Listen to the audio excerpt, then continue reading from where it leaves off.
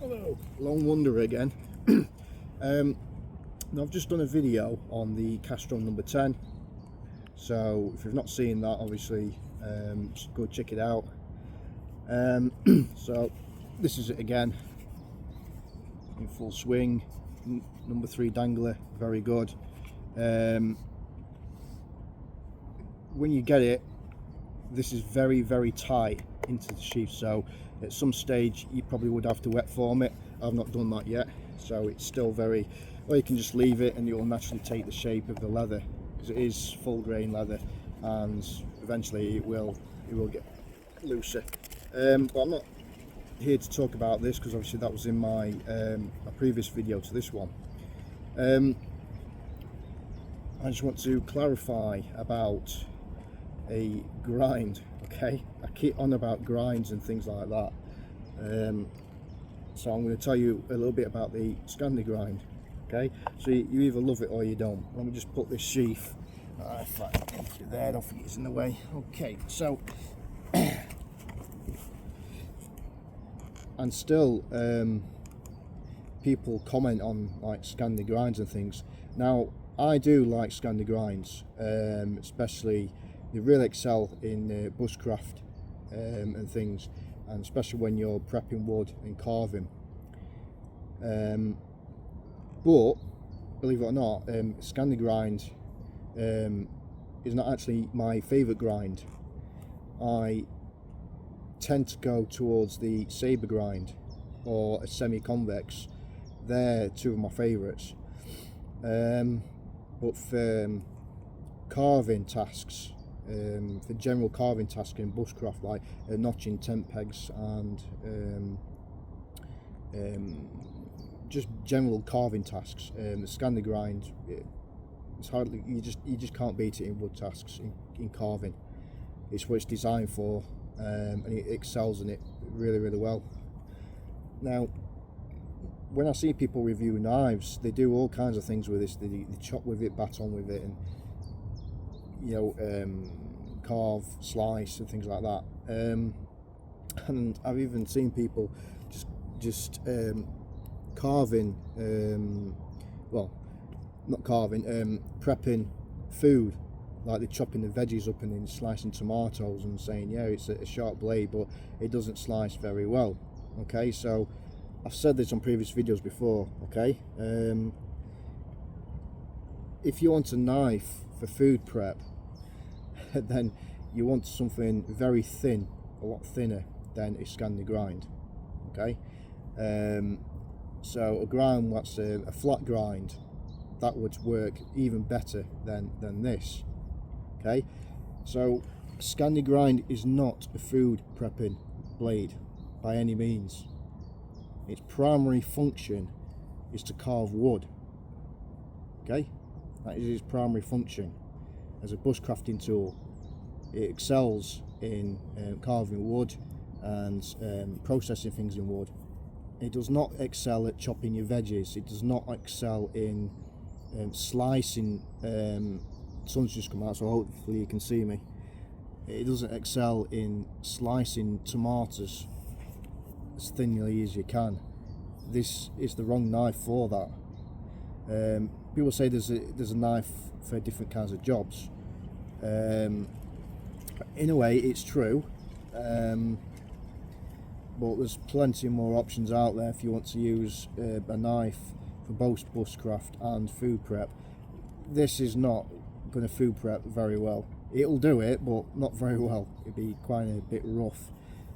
The reason being is this Scandinavian grind is like a wedge shape. So you got quite a thick shoulder here, and it's quite thin here, which is really well. It digs into wood really well and excels in that. So imagine this is your veg, your tomato, whatever. When you're slicing, you can see as soon as you slice so far through your veggies or your tomato, whatever you're slicing, and your tomato or whatever you're slicing hits that shoulder there, right, that is not going to give you a clean slice. Okay, and that's because this is designed for wood. That's why it's got that wedge shape there. Okay, so a Scandy grind is not a slicer. You do not use it in a slicing motion. It is a pushing blade. So it's a bit like a chisel. So if you put a chisel up side by side with a Scandinavian grind like this, you'll see that it's very, very similar in that kind of wedge shape design. So a bit like when you use a carpenter chisel, it's got the same kind of wedge shape. So when you hammer on the end of the chisel, it'll chisel the wood away, and the wood will slide along that wedge there, slide forwards, and you'll push the wood forward and taking small chips out of the wood. And that is the similar case to what a Scandinavian grind is. It does exactly the same thing. Okay, so it is not a slicing. You don't slice with it, you push it. So let's say you do a notch like this. Okay, so as soon as you find the right angle, and rather than trying to move your hand this way to slice it, right, you're going to push it, okay, straight away. And that's what it excels at. Push it, push, and you can hear it. Listen to how deep that goes. Remove the materials. Again, this is what it's designed for. So removing materials. So I clamp down on there to remove the materials that I've just pushed forward. Okay, and removed it straight away. No effort at all. Okay, so that's what Scandy is designed for. Now yes, it will slice a little bit off the bark and things like that by slicing it this way. Okay, so you can slice this motion, and it will do that quite easily if you just want to shave the bark off. Okay, but as you get deep into the wood, it starts to get a bit more stuck in the wood. Okay, but instead of trying to slice it, push, push, push, push. Look how much materials it's taking off just by pushing rather than trying to slice. So I'm going there, and I'm even missing, you know, that's the difference. Okay, it's a pushing blade, not a slicer. And that's why it doesn't make a very good food prep knife. Yeah, you can use it if this is the only knife you've got, but you won't get very good results, and you certainly won't get nice, clean, thin slices of tomato, cucumber, whatever if you're having a salad. Okay, and there's too many videos I've seen that trying to use it for, and they say, oh, this is not very good for food prep, and it's like, you know, that's because, you know, why would you use a Scandy grind for cutting your veggies? Now again, if this is the only knife that you've got out in the wild, let's say you forgot your food prep knife, whatever, yes, it will do the job, but it will not do it perfectly because of that grind. Okay, so I just wanted to put that on there, and I do laugh at when I see people trying to use this for food prep and saying it's not very good for food prep and things like that. Of course it's not, because we've got a wedge like that. Why do you think it would be good in the first place to cut fine shavings of tomato or potatoes and your carrots and things? Because as soon as you start slicing and it hits that shoulder there, then it's going to knock it out of place, and it's no longer going to get a nice thin slice. So and another thing it excels at as well is, that's why you don't have massive big choppers. Now when you get massive big choppers, chopping blades, they hardly ever are a Scandy grind. Okay, now that's not because the edge is too weak to chop with, and that's not the reason. The reason is because this is designed as a wedge. It's not a chopper. So if you try and chop with that, again, when it hits the wood, deep in, when it goes deep enough, okay, because it's that wedge shape, as soon as it hits that shoulder there, rather than taking quite big chunks of wood out, instead it'll start to bounce all over the place because it's hitting that shoulder. So rather than taking huge slices out of the wood, it kind of say chips the wood, if you will. That's because it's not a chopper. Scandy grind is not a chopper. It's not a slicer, and it's not a chopper. However, this wedge here serves as another purpose, and that is, depending on the steel and what wood you're batoning with, is it's perfect for splitting wood, perfect for batoning, because of that wedge shape. And again, that's what it's designed for. Okay, now you can get cheaper Scandy grinds and you try and baton with them, and some of them are quite crap, you know. If you're going to be using it for that, then it needs to be good steel, one that can handle it. Okay, and for a good Scandy grind to baton effectively, it can't be too thin either. Okay, so if it's less than 3 mil, then it's not going to do a lot of batoning, you know. The perfect Scandy for me is, I'd say, probably 4 mil.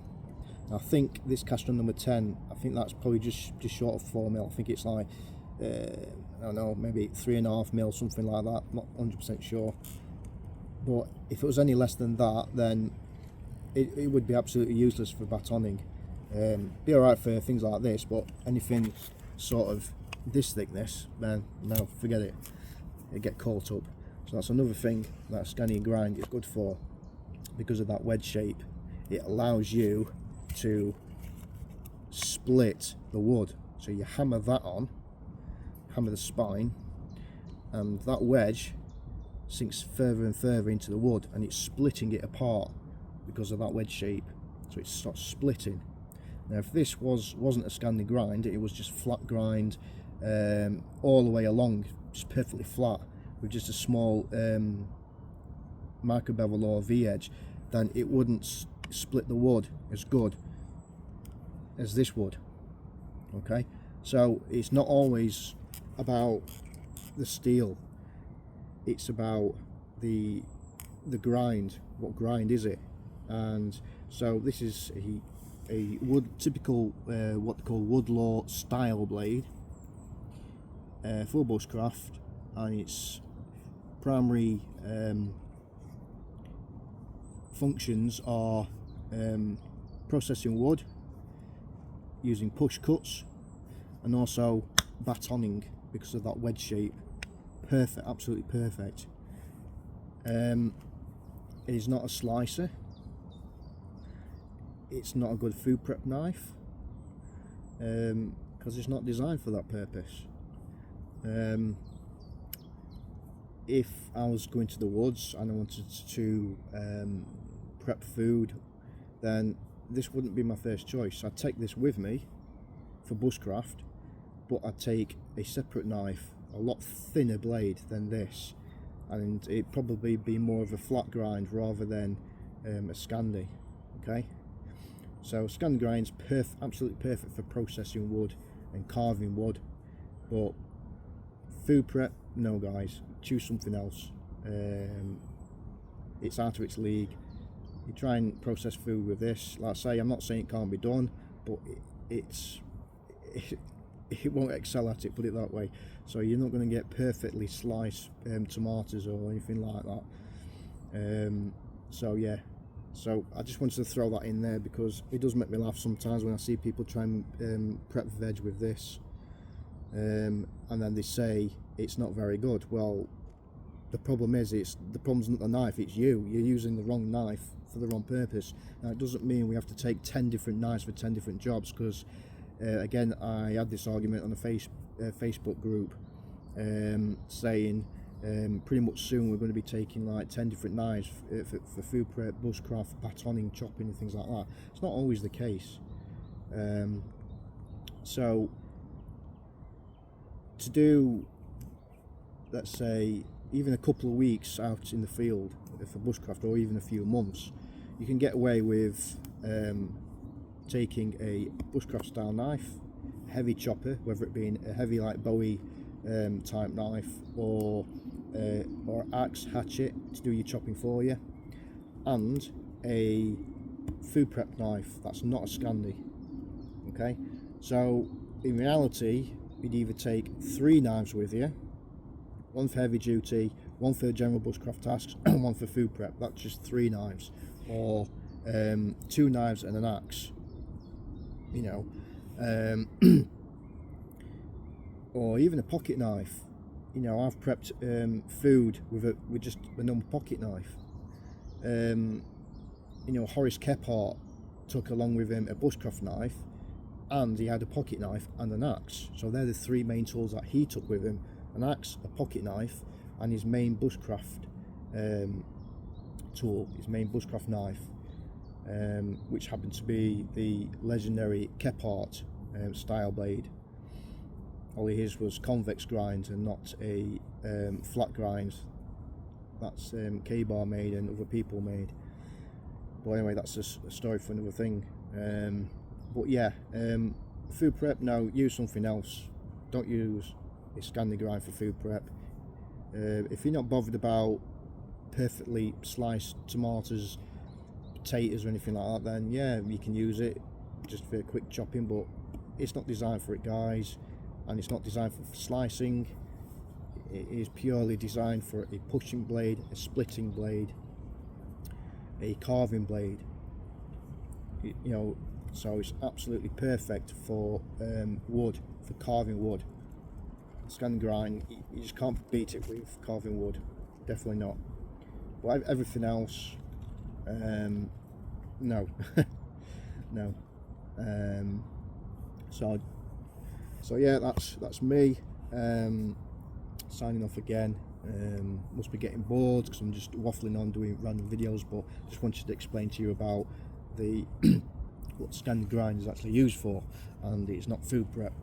Okay, so bye bye for now, and please watch my other video, Ollie's short video, the cash run number 10, what I thought about it. Bye bye for now.